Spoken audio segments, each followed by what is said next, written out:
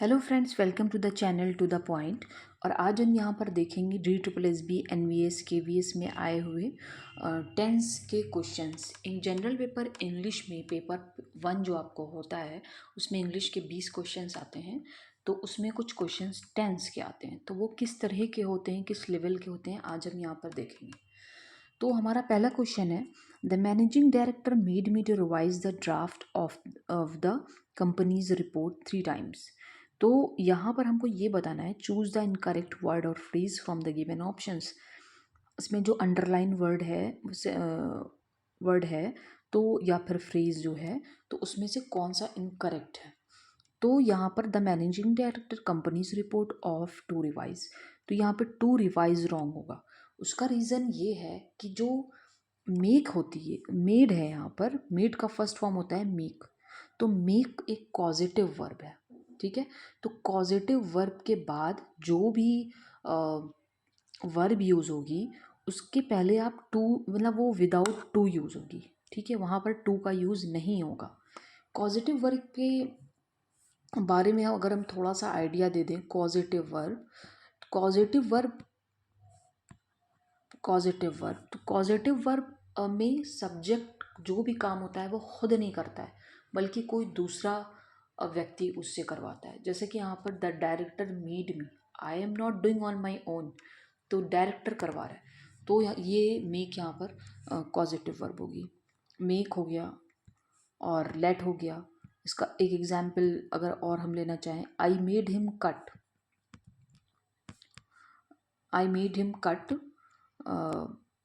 माई hair. Okay, तो यहाँ पर हम ये नहीं कह सकते I made him to cut my hair, no. या मेड की जगह अगर लेट भी यूज़ करेंगे तो भी यही होगा। नेक्स्ट क्वेश्चन है हमारा, अकॉर्डिंग टू द ऑफिशियल, इसमें भी आपको वही इनकरेक्ट बताना है। According to official estimates, there are 2.5 million migrant laborers work in Kerala coming from other states and even Nepal and Bangladesh। तो इसमें क्या गलत है, क्या अकॉर्डिंग टू या फिर एंड इवन या फिर कमिंग या वर्क इन केरला। तो यहाँ पर हम देखेंगे, यहाँ पर आर का यूज़ हुआ है, ये आर का यहाँ पर यूज़ हुआ है। और आर के यूज़ से ये क्लियर है कि जो जो सेंटेंस है वो प्रेजेंट कॉन्टिन्यूअस टेंस में है। तो यहाँ पर वर्क नहीं होगा, यहाँ पर वर्किंग होगा। जैसा कि आपको पता है कि प्रेजेंट कॉन्टिन्यूअस टेंस में वर्ब प्लस आईएनजी यूज़ होता है। ओके, तो ये इसका जो सही ऑप्शन हो जाएगा वो वर्क इन केरला होगा। और इसका होगा टू रिवाइज। थर्ड क्वेश्चन है हमारा, Gandhi ji realised that he can not take on the mighty British empire through an armed struggle. Through, take on, can not, that. Friends, कोई भी क्वेश्चन सॉल्व करने से पहले आप एक बार ख़ुद से ज़रूर सॉल्व किया करें, तो इससे आपकी प्रिपरेशन, आपकी नॉलेज, जो भी आपकी तैयारी वैयारी होगी वो एक बार चेक हो जाएगी। तो यहाँ पर जो सही ऑप्शन होगा वो कैन नॉट होगा, क्योंकि कैन नॉट की जगह पर कुड नॉट का यूज़ होगा। कुड नॉट का यूज़ क्यों होगा? क्योंकि रियलाइज्ड जो है, रियलाइज्ड ये वर्ब की सेकेंड फॉर्म है, और वर्ब की सेकेंड फॉर्म यूज़ होने का मतलब है कि हमारा जो सेंटेंस है वो पास्ट टेंस में है, तो जो दूसरा क्लॉज भी पास्ट में यूज़ होगा। तो यहाँ पर कैन नॉट की जगह कुड नॉट होगा। All right. फोर्थ क्वेश्चन है, Nordisk has recently a product glucometer. तो यहाँ पर कौन सा कमीशन, स्टार्टेड, लॉन्च्ड, बिगन, क्या यूज़ होगा? लॉन्च्ड यूज़ होगा, क्योंकि किसी भी प्रोडक्ट को लॉन्च ही किया जाता है। बिगन मतलब शुरू करना होता है, स्टार्टेड मतलब शुरू करना होता है, काम को शुरू किया जाता है, प्रोडक्ट को लॉन्च किया जाता है। कमीशन मतलब होता है किसी को नियुक्त करना किसी भी चीज़ के लिए, तो वो होता है वहाँ पे कमीशन। नेक्स्ट क्वेश्चन हमारा है, he has done his duty, the tense of the verb in this sentence is. यहाँ पर कौन सा टेंस होगा? यहाँ पर हैज़ का यूज़ हुआ है, थर्ड वर्ब की थर्ड फॉर्म का यूज़ हुआ है, तो यहाँ पर प्रेजेंट परफेक्ट का यूज़ होगा। प्रेजेंट परफेक्ट टेंस का जो स्ट्रक्चर होता है वो आप नोट कर सकते हैं, subject plus has, have plus verb की थर्ड फॉर्म और प्लस ऑब्जेक्ट। ठीक है, for example he has written a letter,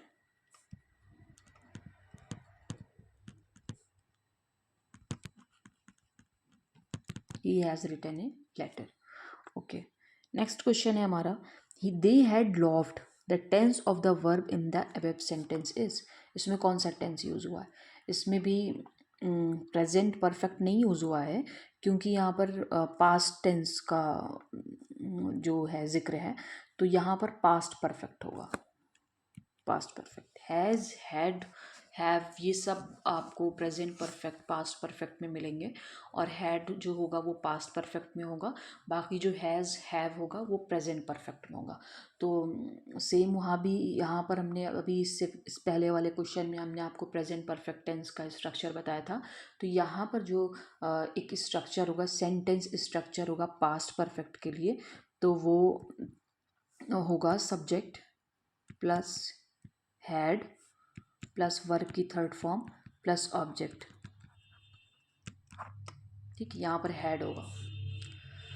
next question है हमारा, the success of this project depends on they finishing the work on time. इसमें आपको दे finishing की जगह क्या यूज़ करना है?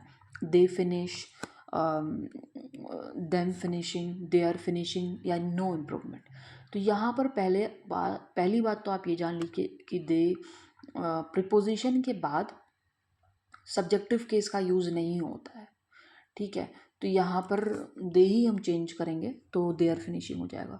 तो जो करेक्ट सेंटेंस होगा वो होगा, the success of this project depends on their finishing the work on time. I shall finish up the word by end of this present month. इसमें दिस प्रेजेंट मंथ की जगह क्या यूज़ होगा? This month, this current month, this same month, no improvement. तो यहाँ पर this present month की जगह सिंपली दिस मंथ यूज़ होगा, क्योंकि दिस मंथ का मतलब खुद में ही एक वो वर्तमान महीने या प्रेजेंट मंथ को डिनोट कर रहा है, तो इसके लिए दिस का यूज़ यहाँ पर करने की कोई ज़रूरत नहीं है। Ninth question, we have been writing, the tense of the verb in the above sentence is. यहाँ पर हैव आ रहा है और बीन आ रहा है, तो ऐसे ये स्ट्रक्चर किस तरह के टेंस में आता है? Present perfect continuous, present perfect, past perfect, present continuous. ये प्रेजेंट परफेक्ट कॉन्टिन्यूअस होगा फ्रेंड्स। प्रेजेंट परफेक्ट का भी स्ट्रक्चर अभी हमने देखा, पास्ट परफेक्ट का भी स्ट्रक्चर हमने देखा अभी, और प्रेजेंट कॉन्टिन्यूअस का भी हमने देखा था अभी, वर्ब प्लस आईएनजी होता है वहाँ पर। तो यहाँ पर प्रेजेंट परफेक्ट कॉन्टिन्यूअस टेंस होगा, और इसका भी हम स्ट्रक्चर यहाँ पर लिखे दे रहे हैं। इसका जो स्ट्रक्चर होगा वो होगा सब्जेक्ट प्लस हैज़ या फिर हैव और प्लस बीन और प्लस वर्ब की मतलब आईएनजी फॉर्म, और प्लस ऑब्जेक्ट प्लस टाइम। ठीक है, तो फ्रेंड्स पीवाईक्यू करने से यही फ़ायदा होता है कि अभी आप देख रहे हैं यहाँ पर किस तरह के टेंस पूछ रहा है, किस तरह का टेंस बार बार रिपीट हो रहा है। तो यहाँ पर present perfect, past perfect, present perfect, continuous के 2 3 4 क्वेश्चंस आ चुके हैं। तो इससे आपको आइडिया हो जाएगा कि आप जब इंग्लिश ग्रामर पढ़ेंगे तो उस पर आपको किस पर ज़्यादा फोकस करना है। पढ़ना तो सब है, but you need to know कि आपको किस पर कम फोकस करना है, किस पर ज़्यादा फोकस करना है। ओके, नेक्स्ट क्वेश्चन है, past tense of buy is. तो बाय का जो पास्ट टेंस होता है वो बॉट होगा, बॉट होगा, सिंपल। बड़ा कंफ्यूजिंग है ये, बॉट ब्रॉट, कुछ लोग ब्रॉट भी लगा सकते हैं, लेकिन जो ब्रॉट होता है वो ब्रिंग का होता है। 11th क्वेश्चन है आपका, he is playing cricket, the tense of the verb in the above sentence is. Simply verb की आईएनजी फॉर्म यूज हुई है तो प्रेजेंट कॉन्टिन्यूअस टेंस होगा, देखने से ही लग रहा है। Very easy one. She cooks, washes dishes, does her homework and then relaxing. इसमें आपको सही बताना है कि क्या यूज़ होगा, रिलैक्सिंग देन यूज़ होगा, देन इज़ रिलैक्सिंग होगा, कि देन रिलैक्सेस होगा, रिलैक्सेस इज़ देन होगा। तो इसमें देन रिलैक्सेस होगा क्योंकि यहाँ पर सारे सेंटेंस पूरा प्रेजेंट फॉर्म में है, तो हम रिलैक्सिंग क्यों यूज़ करेंगे। She cooks, washes dishes, does her homework, और एंड देन रिलैक्सेस, वो खाना पकाती है, उसने फिर बर्तन धोती है, अपना होमवर्क करती है, फिर आराम करती है। ठीक है। You can not, next question है हमारा, you can not pass as long as you study. As long as के जगह पर आपको क्या यूज़ करना है। एज लॉन्ग, ये सेंटेंस बड़ा कॉमन है, इसको आप कर सकते हैं। एज लॉन्ग एज की जगह पे अनलेस यूज़ होगा। ठीक है। तो इसका मतलब होगा जब तक आप पढ़ाई नहीं करेंगे तब तक आप एग्ज़ाम नहीं पास कर सकते। Past tense of teach is, teach का पास्ट फॉर्म टॉट होगा। टीच, टॉट, इसका थर्ड फॉर्म भी टॉट होगा। नेक्स्ट क्वेश्चन है हमारा, Visvesvaraya who passed away in Bengaluru on 12 April 1962, a combination of wisdom and endeavor। तो हैज़ बिन यूज़ होगा, had been use होगा, या माइट यूज़ होगा, या वुड यूज़ होगा, क्या यूज़ होगा। यहाँ पर सेंटेंस पास्ट में है, पास्ड अवे, तो यहाँ पर हैड बिन यूज़ होगा। नेक्स्ट क्वेश्चन है हमारा, he suddenly remembered the place where the party. यहाँ पर क्या यूज़ होगा, हैज़ बीन हेल्ड होगा। ये जो प्रेजेंट, ये जो परफेक्ट वाले टेंस है ना, ये बहुत इंपॉर्टेंट है। तो यहाँ पर जो यूज़ होगा वो है has been held, was held, had been held, might have been held. नहीं, बी और डी तो बिल्कुल ही वाहियात है, आपको ए और सी में चूज़ करना है, क्योंकि यहाँ पर रिमेंबर्ड है, वर्ब की सेकेंड फॉर्म है, तो हैड बीन हेल्ड हो जाएगा 16 का सी। और एक बार और ध्यान रहे, यहाँ पर एक रूल है बहुत इम्पॉर्टेंट, इसको आप लोग ध्यान से सुनिएगा। और ये क्वेश्चन थोड़ा अलग है यहाँ पर। अगर किसी इस रूल को चाहेंगे तो नोट कर लेंगे। अगर किसी सेंटेंस में पास्ट के दो एक्शन डिनोट किए गए हैं, जैसे कि यहाँ पर दो एक्शन डिनोट किया गया है, तो उसमें जो पहला काम होगा वो पास्ट परफेक्ट में यूज़ होगा और बाकी सिंपली पास्ट में रहेगा। ठीक है। तो यहाँ पर he suddenly remember the place where the party had been held, ये होगा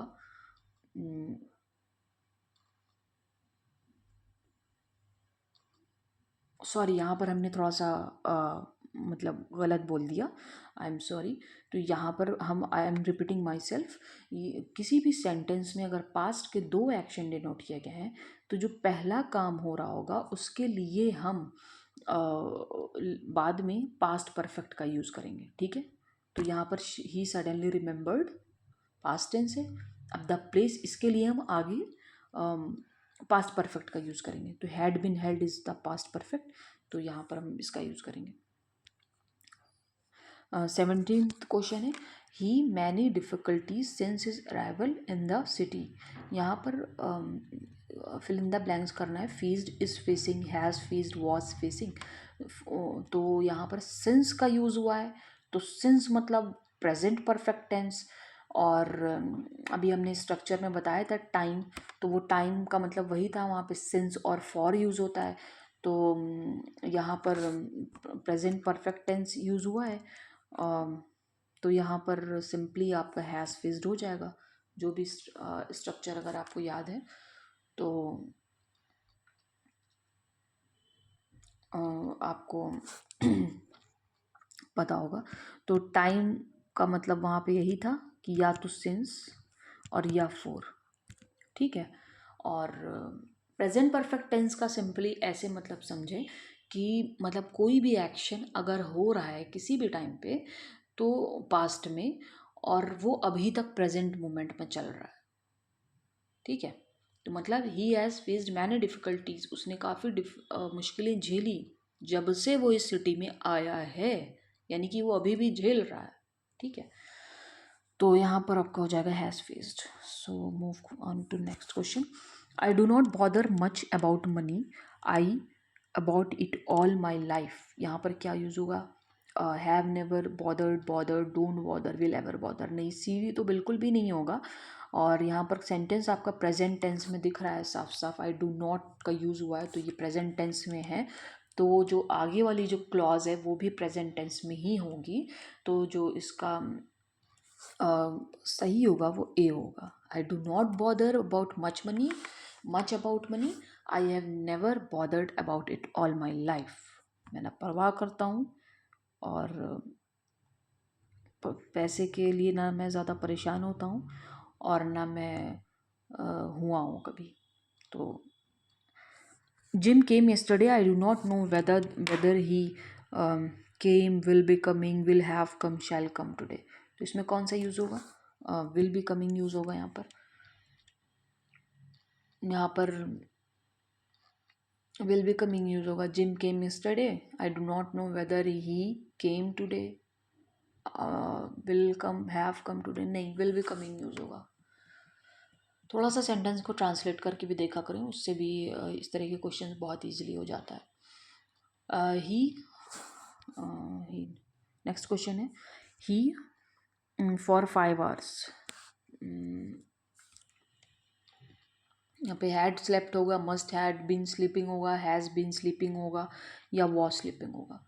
सो दिए गए क्वेश्चन में फॉर का यूज़ हुआ है, मतलब टाइम का यूज़ हुआ है, तो ये ज़रूर प्रेजेंट परफेक्ट कॉन्टिन्यूअस टेंस में, प्रेजेंट परफेक्ट कॉन्टिन्यूअस टेंस में इसका ये इस सेंटेंस में होगा। तो ऐसे सेंटेंस में जो काम होता है वो पास्ट में शुरू होता है और अभी तक चल रहा होता है। तो इसके लिए हमने स्ट्रक्चर पढ़ा ही था, हैज़ बीन स्लीपिंग होगा। The head master wants, is wanting, was wanting, were wanting. बहुत इजी क्वेश्चन है।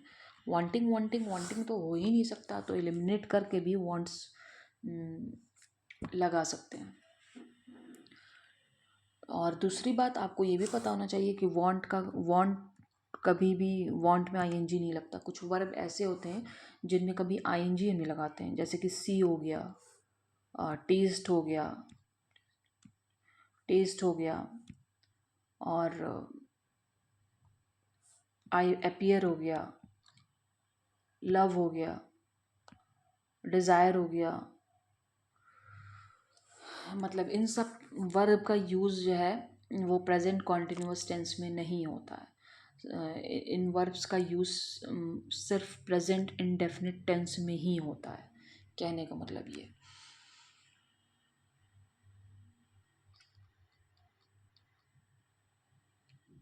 और नेक्स्ट क्वेश्चन है, आई हिम फॉर 20 years। तो इसमें क्या होगा? प्रेजेंट परफेक्ट फॉर है, क्वेश्चन रिपीट हुआ, इसको बोलते हैं क्वेश्चन रिपीट होना। तो प्रेजेंट परफेक्ट मतलब वर्ब हैव या हैज़ या वर्ब विद थर्ड फॉर्म, तो हैव नॉन हो जाएगा। He told me that he to take up the assignment. यहाँ पर क्या होगा? He told me that he, present continuous. यहाँ पर देखिए, ये डायरेक्ट और इनडायरेक्ट का क्वेश्चन है। मतलब ये कोई डायरेक्ट सेंटेंस होगा तो ये इनडायरेक्ट वे में लिखा हुआ है। तो यहाँ पर ही told me that he was willing होगा। वॉज विलिंग इसलिए होगा क्योंकि यहाँ पर आगे past, he told me that, okay fine. तो मतलब ये याद रखेंगे, यहाँ पर वॉज विलिंग होगा क्योंकि यहाँ पर ये इनडायरेक्ट सेंटेंस है, ठीक है। तो इनडायरेक्ट इन किसी भी सेंटेंस अगर वो प्रेजेंट कॉन्टिन्यूअस में है तो इसको इनडायरेक्ट बनाते वक्त हम उसको पास्ट कॉन्टिन्यूअस में चेंज करते हैं, तो वॉज विलिंग होगा। 24, would you mind suitcase open, opened, opening. यहाँ पर माइंड के बाद जो वर्ब यूज़ होती है वो हमेशा वर्ब प्लस आईएनजी के फॉर्म में यूज़ होती है। तो would you mind opening the suitcase, ये होगा। नेक्स्ट क्वेश्चन है, the minister on the petition before it was taken up for the discussion could sign, sign, had sign, must sign. तो यहाँ पर क्या यूज़ होगा यहाँ पर? सिंपली यहाँ पर हैड साइंड ही यूज़ होगा।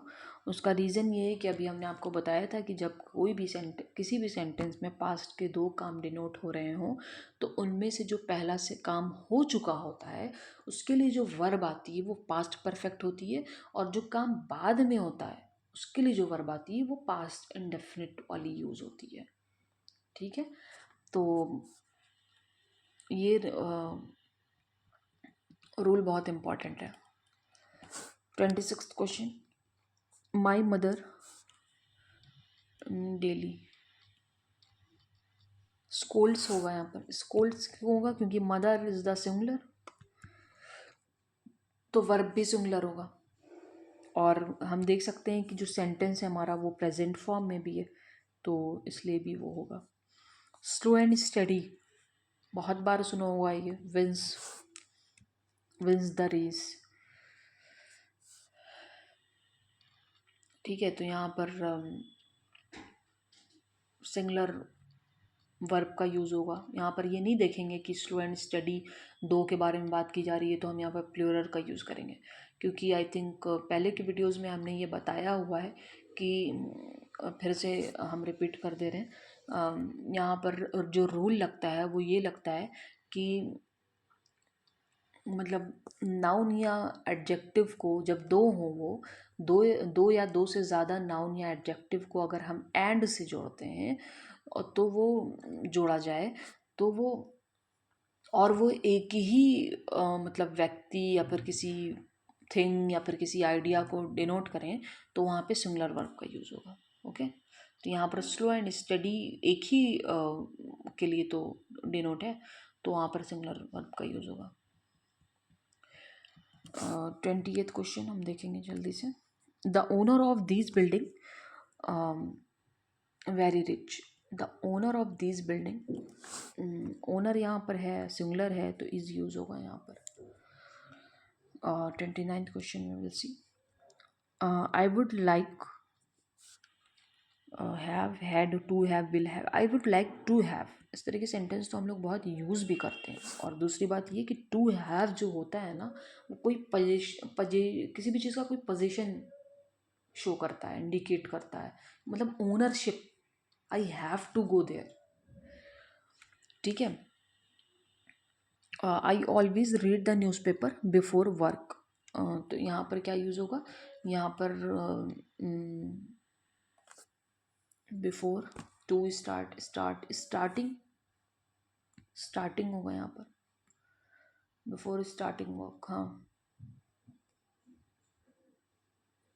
दूसरी बात यहाँ पर ये भी याद रखेंगे, जब कोई भी वर्ब जो बिफोर और इस या फिर आफ्टर को फॉलोइंग करे ना तो वहाँ पर वर्ब की आईएनजी फॉर्म यूज़ होती है। I don't mind here but I would prefer to sit by the window. I don't mind, देखिए इसको बोलते हैं क्वेश्चन रिपीट होना। तो यहाँ पर जो होगा सिटिंग यूज़ होगा। अभी हमने बताया था ना कि माइंड के बाद जो भी वर्ब यूज़ होगी उसके में आईएनजी लग जाएगा। कुछ वर्ब हम आपको बता दें, जैसे कि जिनके जो वर्ब की आईएनजी फॉर्म यानी कि जिसको जेरेंड बोलते हैं उसको फॉलो करते हैं, जैसे कि लव हो गया, आई लव बीइंग देयर। ठीक है, तो यहाँ पर बीइंग यूज होगा। एन्जॉय हो गया, एडमिट हो गया, माइंड बताया ही है भी, माइंड, और डिनाई। तो इस तरह की वर्ब इस तरह के जो वर्ब हैं उनके बाद जो भी आपका वर्ब फॉलो करेगा वो आईएनजी फॉर्म में यूज़ करेगा। नेक्स्ट क्वेश्चन हम देखते हैं। I think here it is. The problem that is facing some business establishments, their profits। यहाँ पर क्या यूज़ होगा? यहाँ पर थ्रेटेंस यूज़ होगा, क्योंकि यहाँ पर जो सब्जेक्ट का जो सेंटेंस का जो सब्जेक्ट है the problem is the subject, तो वो सिंगुलर है, तो सिंगुलर वर्ब का भी यूज़ होगा। सिंगुलर वर्ब यहाँ पर थ्रेटन्स होगा। The women carrying two large colourful bags music teach has taught have taught. तो यहाँ पर सब्जेक्ट द वुमेन सिंगुलर है, तो यहाँ पर भी हैज़ टॉट का यूज़ होगा। The women carrying two large colourful bags has taught. और दूसरी बात यहाँ पर हम ये भी देख सकते हैं कि सिंगुलर का जो सिर्फ सी ही में बस सिंगुलर दिया है, तो वर या हैव ये सब जो है ना वो प्लूरल वर्ब है, तो यहाँ पर हैज़ टॉट होगा। I have lived in Delhi, यहाँ पर क्या होगा, यहाँ पर सिंस फॉर 5 ईयर्स अगो, तो सी और डी तो एकदम ही बेकार है। यहाँ पर फॉर 5 ईयर्स का यूज़ होगा, क्योंकि फॉर का जो यूज़ होता है वो किसी पीरियड ऑफ टाइम के लिए होता है, तो यहाँ पर फॉर का यूज़ होगा। The crop has been well after the rains, तो यहाँ पर जो यूज़ होगा ग्रोइंग यूज़ होगा। प्रेजेंट परफेक्ट कॉन्टिन्यूअस, भाई ये बहुत बार रिपीट हो चुका है। Present perfect continuous, very important one. अगर आपको इसका स्ट्रक्चर हम फिर से यहाँ पर लिखे दे रहे हैं, अगर आपने नोट नहीं किया है तो अब से नोट कर लो। सब्जेक्ट प्लस हैज़ हैव और प्लस बीन प्लस वर्क की आईएनजी फॉर्म प्लस कोई भी जो भी ऑब्जेक्ट होगा सेंटेंस में और प्लस टाइम। ठीक है, next question, these are your new shoes. यहाँ पर आर नॉट दे यूज़ होगा, क्योंकि सेंटेंस जब पॉजिटिव होता है तो अगर हमको उसके लिए क्वेश्चन टैग लगाना है तो वो निगेटिव होगा। ठीक है, I wish saying as well as you do, could का यूज़ होगा। आई विश आई कुड, काश मैं ऐसा कर सकती। An action undertaken long before and which is still going on is set to be of,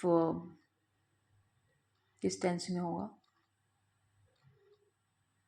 अच्छा ओके, यहाँ पर ये किसी कोई सेंटेंस नहीं दिया हुआ है, यहाँ पर काइंड ऑफ रूल दिया हुआ है कि an action undertaken long before and which is still going on is set to be of, अभी हमने बताया था कि ये प्रेजेंट परफेक्ट कॉन्टिन्यूअस होगा कि एक बार I am repeating myself again,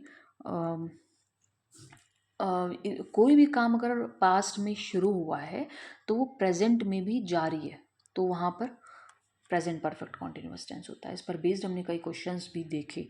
when she was caught red handed she knew that her plans failed, had का यूज़ होगा, क्योंकि जो भी सेंटेंस है वो पास्ट में है, तो यहाँ पर हैड का यूज़ होगा। Mrs D'Souza awake the whole of last night worried about her husband's health, तो यहाँ पर क्या होगा, यहाँ पर जो होगा, क्योंकि यहाँ पर जो सेंटेंस है हमारा वो पास्ट इंडेफिनिट का है, और तो यहाँ पर ले यूज़ होगा, ले, और ले जो है वो लाई का सेकेंड फॉर्म है। Okay friends, thank you so much. तो यहाँ पर हमने जो भी क्वेश्चंस थे DSSB NVS KVS में आए हुए टेंस के क्वेश्चन, तो इससे ज़रूर आपको आइडिया लगा होगा कि जब भी आप अब टेंस पढ़ेंगे इन सारे टीचिंग्स एग्ज़ाम के लिए, तो उसमें आपको क्या फोकस करना है और किस तरह के क्वेश्चंस आ रहे हैं।